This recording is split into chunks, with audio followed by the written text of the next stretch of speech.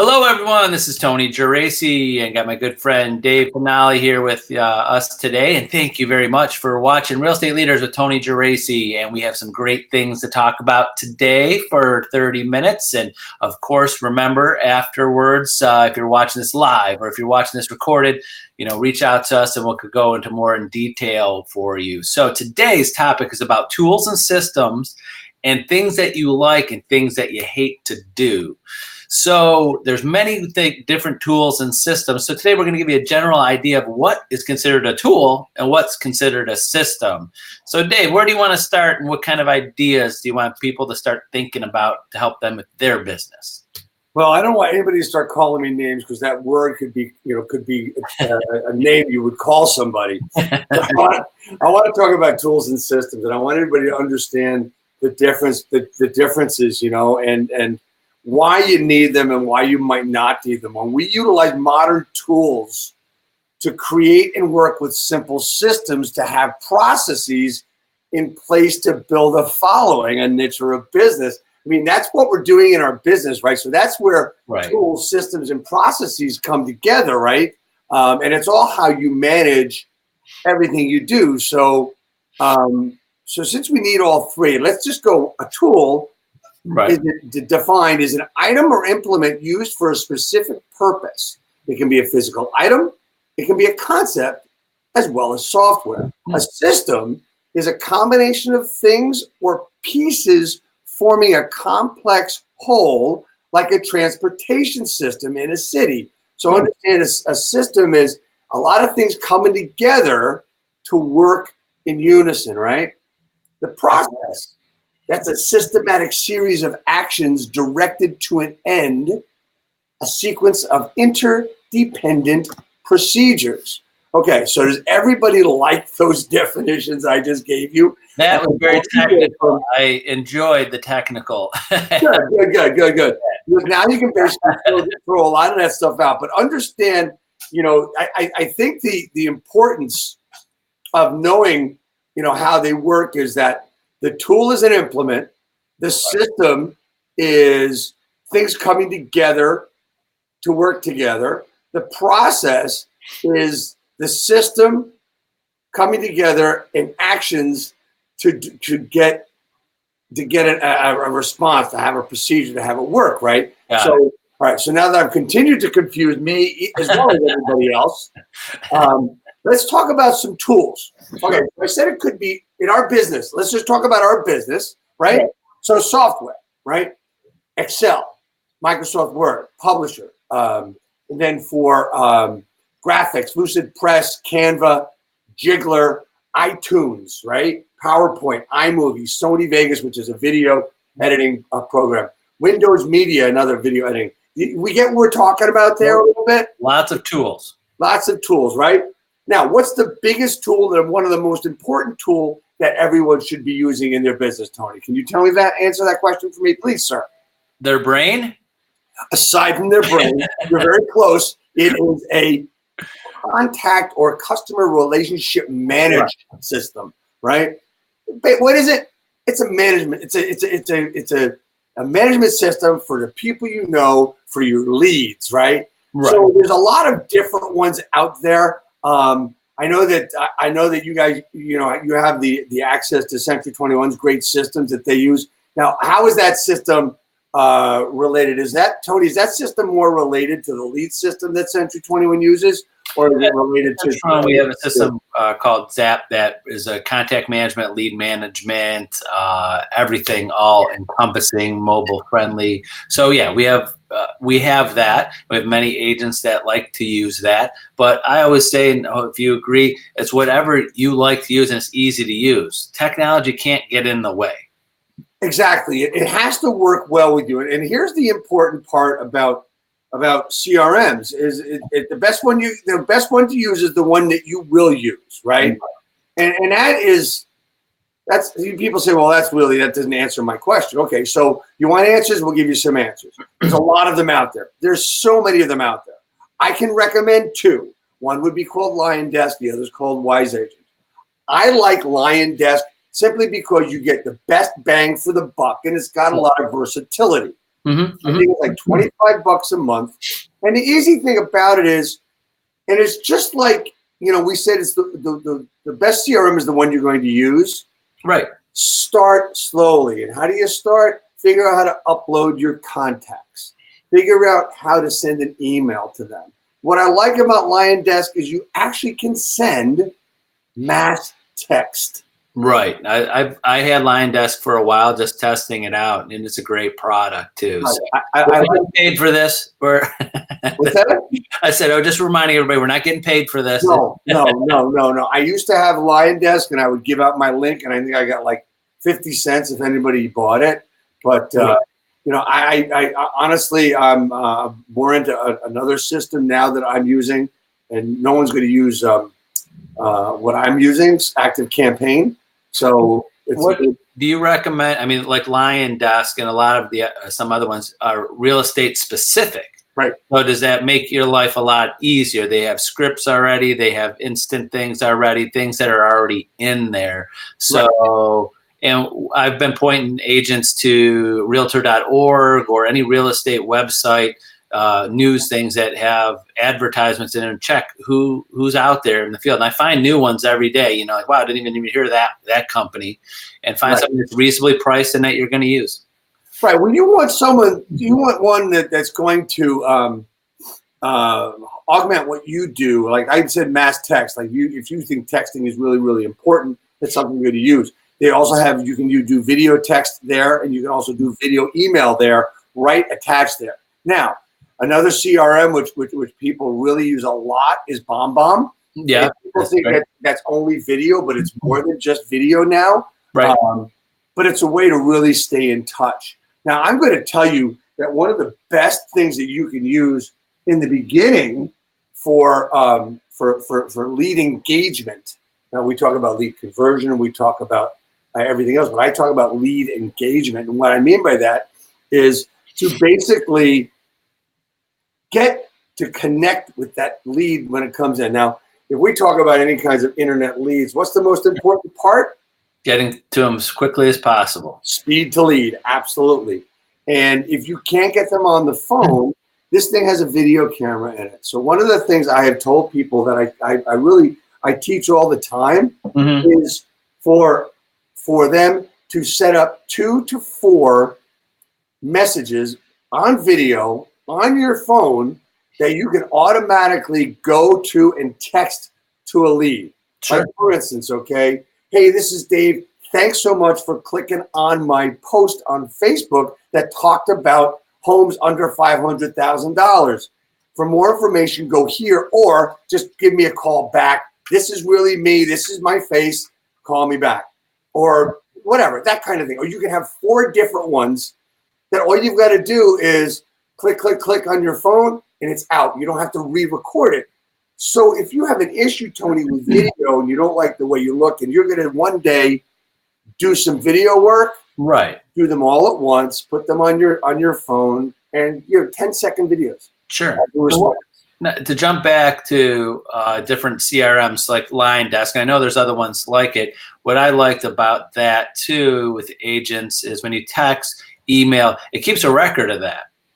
Yeah. In the file, so you don't have to make notes automatically. So you could go back in there and see, wow, I texted this client 3 times. I emailed them this many times. I made calls. You can hit button and make a call, and then also remind you. And then also you could organize all of your leads by last contact date, right? And then so you could see who you contact. Because remember, anybody watching this, what I've always seen and read was when someone's looking for a house now, is it 3, 6 months, 9 months their conversion?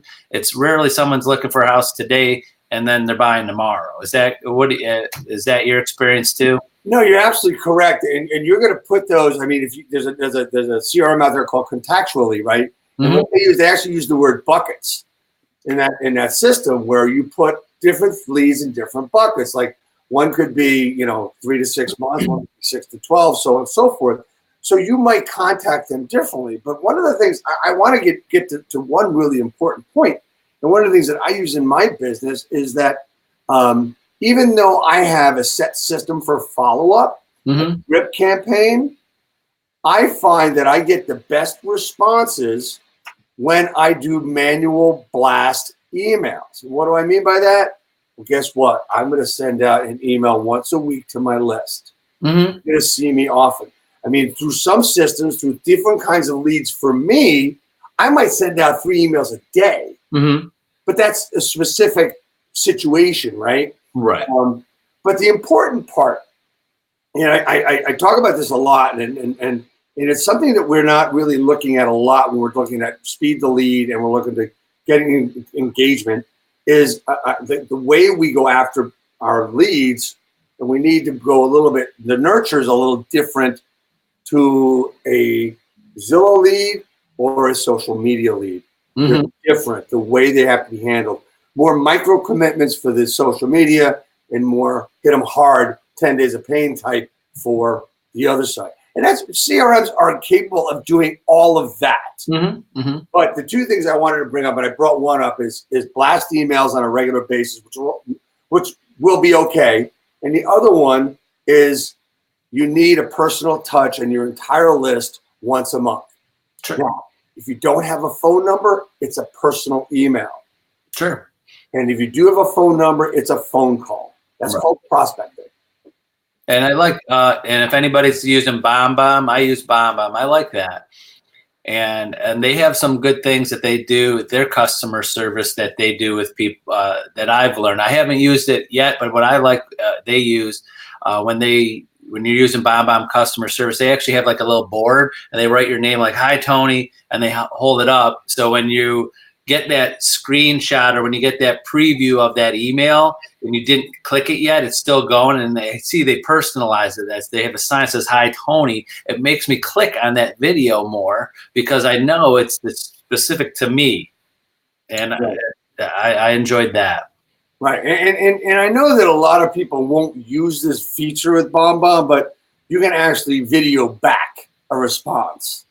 Oh, if you I've seen that button, but I've never seen anybody use it. Right, so if you sent me a video through BombBomb, right. I will send you a video response. Right. And just since we're talking about video real quick, I know it's like kind of like my thing, but you can also do video comments in Facebook as well. That's another story for another day. But anyway. Oh, I did not know that. Well, okay, no, give me that. Give me 10 seconds on that. Good. Okay. So the most important thing about social media engagement and social media connection is when you post something and someone comments on it, you need to comment back.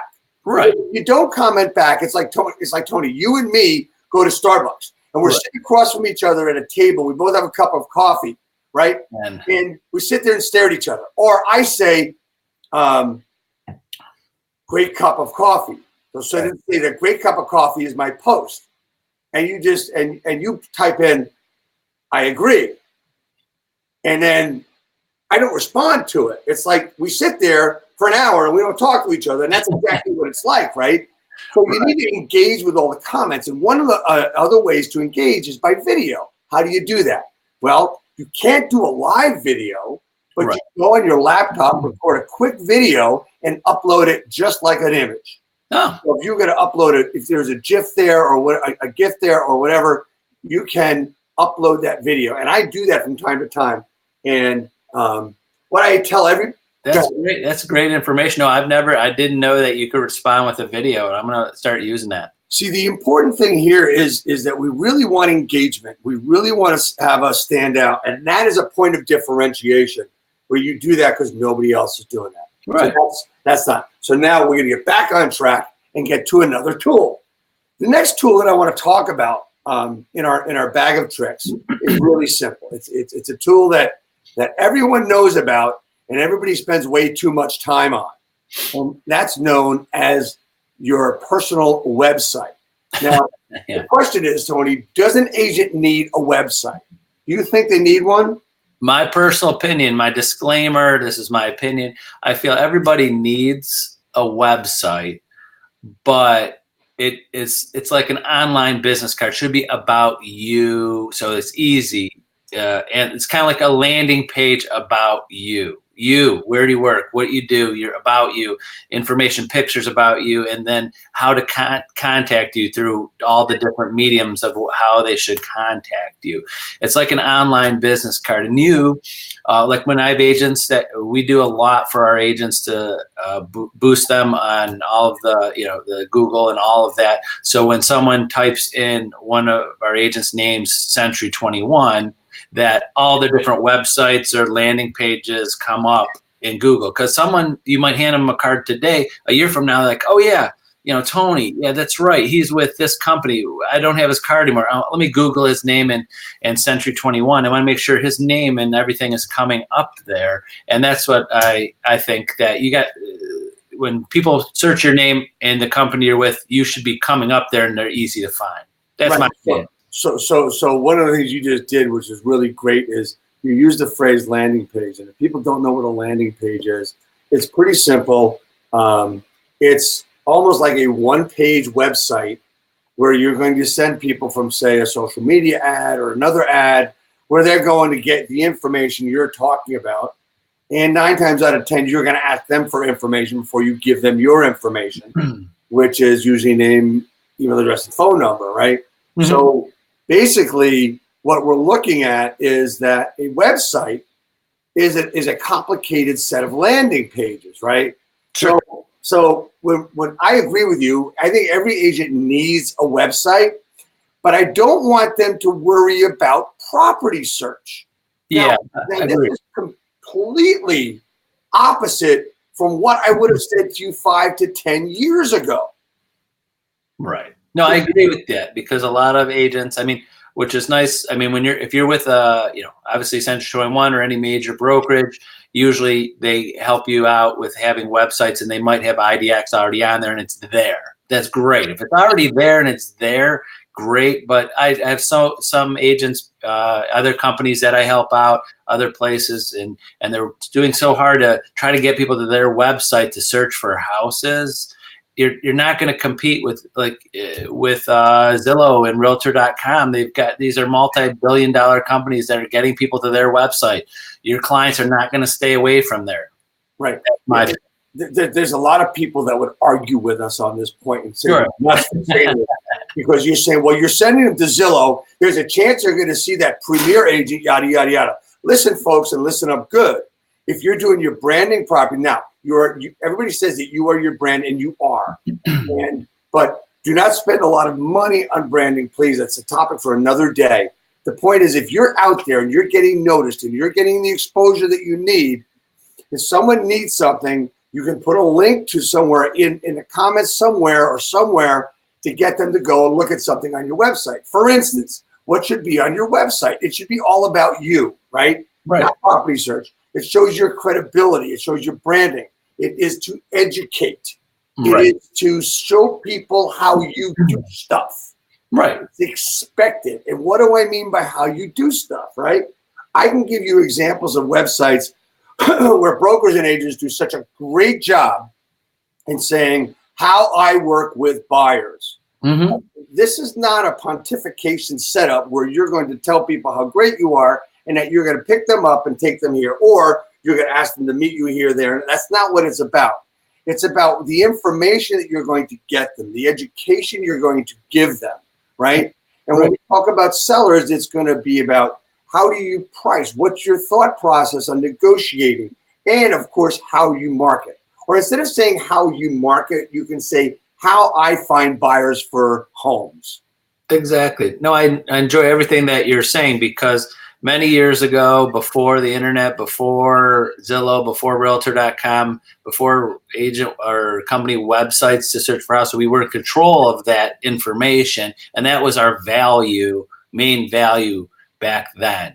Absolutely. Now that's not our main value. I don't know the best realtor out there, best team, best realtor is not keeping their clients from going to Zillow and Realtor.com, but they are exactly what you said, Dave, doing a good job explaining their value and why they should call them and use them, even though they see that property on them. They're not pushing them. They go look on Zillow. I'm not telling them that. I'm not telling them that, but you know that they're going to get there somehow because they're just want to see what else is out there. So you just got to show your value about you, why they should use you, no matter where they find a house, through a sign, through an advertisement, through Zillow, through Realtor.com, somewhere. It's information about you, and all that. Every page is information about you, right? Right. And whether it's how to get a loan, whether you're doing an interview of a loan officer, and that's housed on your website, that's important, and that's what it should be. Your website can also be your blog full of information. And your blog, it's stories about different things. It's information that you get. It's market statistics. It's up-to-date stuff. Your front page can be all about what's going on in your specific niche market, right? Right. Now, when I talk about the niche market, it's important to use that tool and that system simply because whoever you are attracting are the people that you want to work with, and it's your niche. Now, does that mean that you need to expand your site if you're going to expand your niche? Maybe, not necessarily, right? But just understand that when we talk about a website, it's how you do stuff. You're going to educate. It's how-to stuff. And a lot of that has to do with video. So if you were to go to the 5 top agents in your specific individual market and look at their websites, I want you to look at it with an open eye. Look at them with an open eye and an open mind and a critical mind. Now, a lot of times, and this is really good to listen to as far as tools and systems are concerned, because we look at our marketing, we look at our websites, and it's almost like we're looking to impress ourselves, right? Right, I see that, right. And we don't want to impress ourselves. We don't want to impress other agents. We want to get a point across to the consumer, to that client, to that customer, right?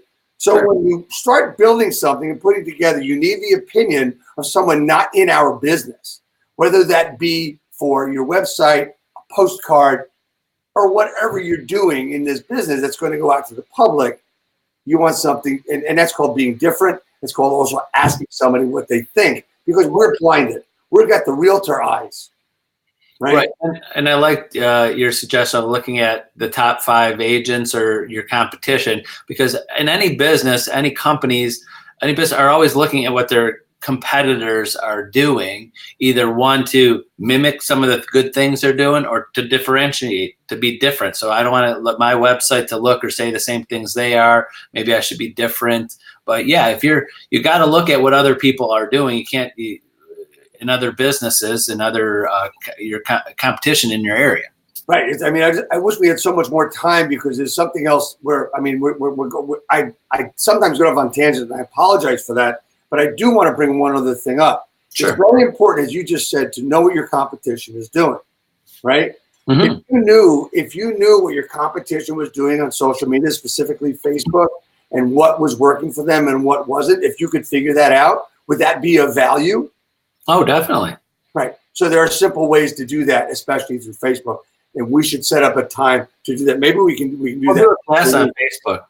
What's that? We can do one of these just totally on Facebook. I think we can. I mean, I think we can do several of them. But anyway, let me get to the next thing that you talked about. You mentioned landing pages. Yeah. So basically, a landing page is somewhere you're going to send someone to collect leads, to collect data. And you can also use your website for this, and you can have contact information and contact grabbing information for that. But they're going to combine with calls to action in your marketing or other ways to gather information rather than worry about luck, right? Sure. So many people think that, oh yeah, well, they're going to contact me. Well, you know what? I don't care who they are. Unless you tell them to do something, they may not do it. You have to tell people. People want to be told what to do. Mm-hmm. But when you get to a landing page, I will send you this list.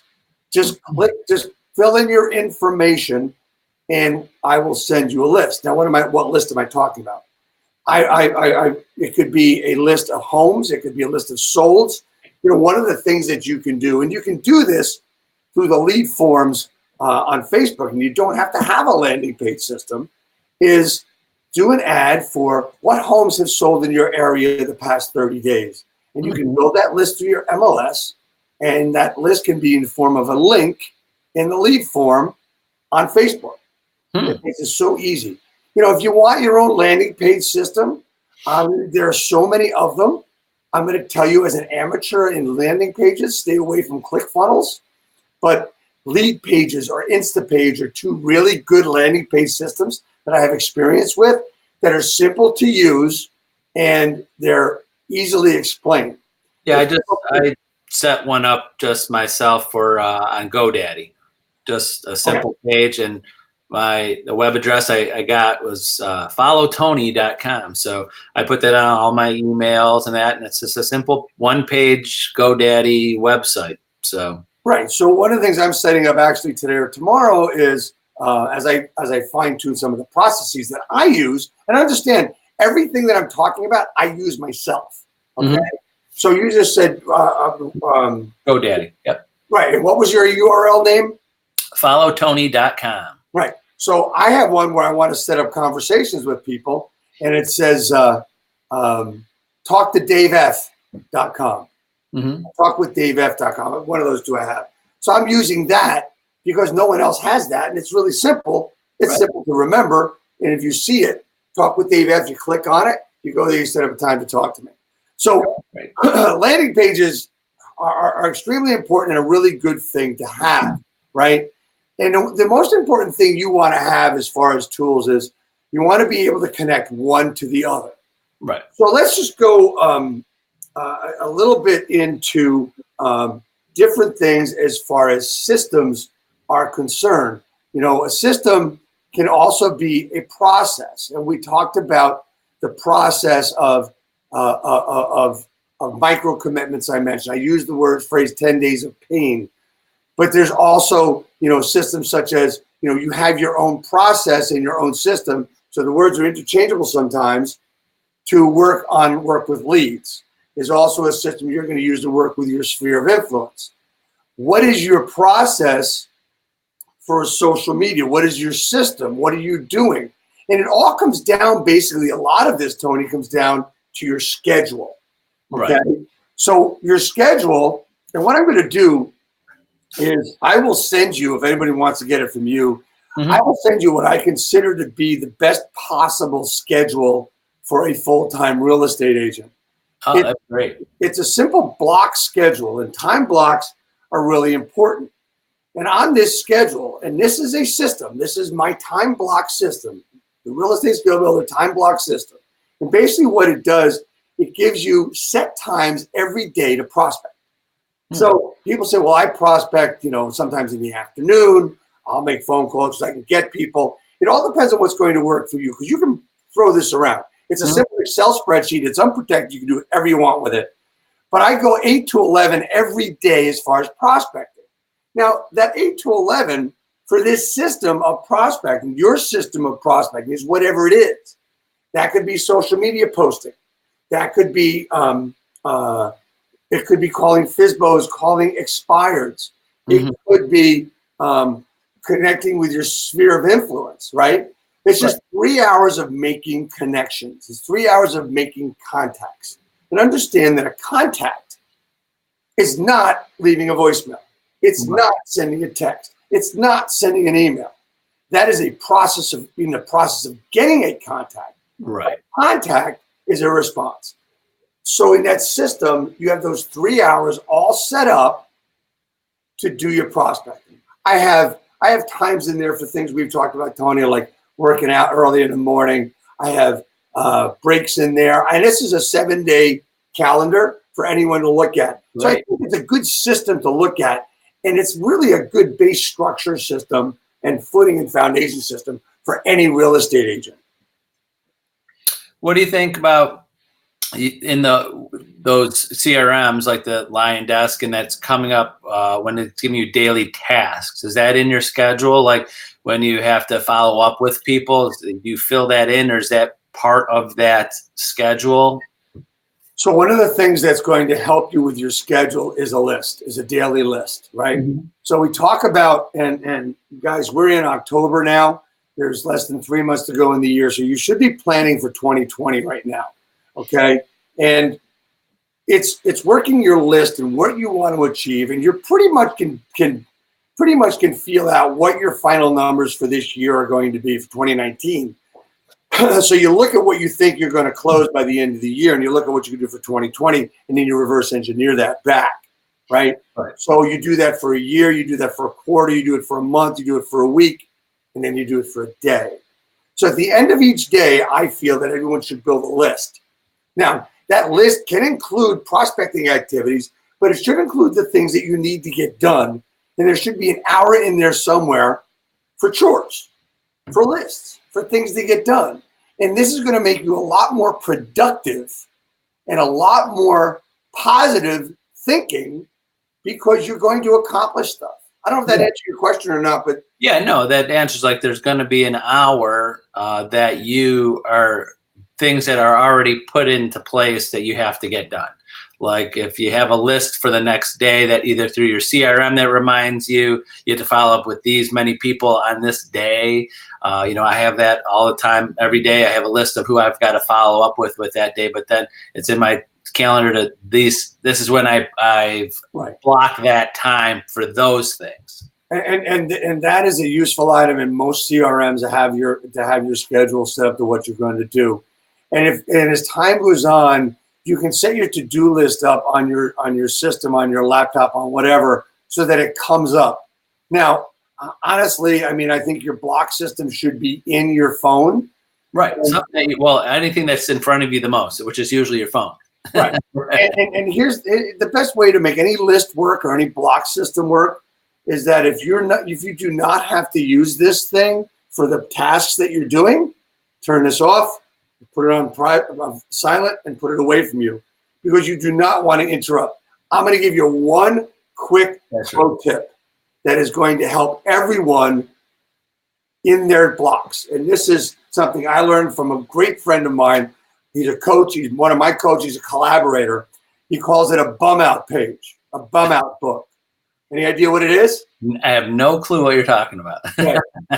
So, Tony, have you ever been concentrating on a project or something? Like for me, it's my 15 minutes in the morning that I'm working on something where I use it the most. Sure. I'm trying to meditate or concentrate on a thought, and all this other crap is coming into my head. Right. I have a piece of paper next to me. When something comes into my head, I write it down on that piece of paper. The moment I write it down, my concentration is perfect on what I was working on. Sure. It's called a bum out page. And basically, you're getting bummed out by what's in your head because you can't get it on your head. You're not getting anything done. You're wasting time. But once you write it down so you don't forget it to do it later, greatest thing that I have learned in a very long time.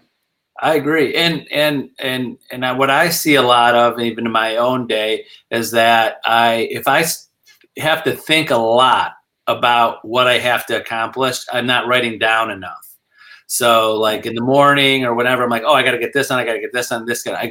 I forgot to write that down and plan the next day.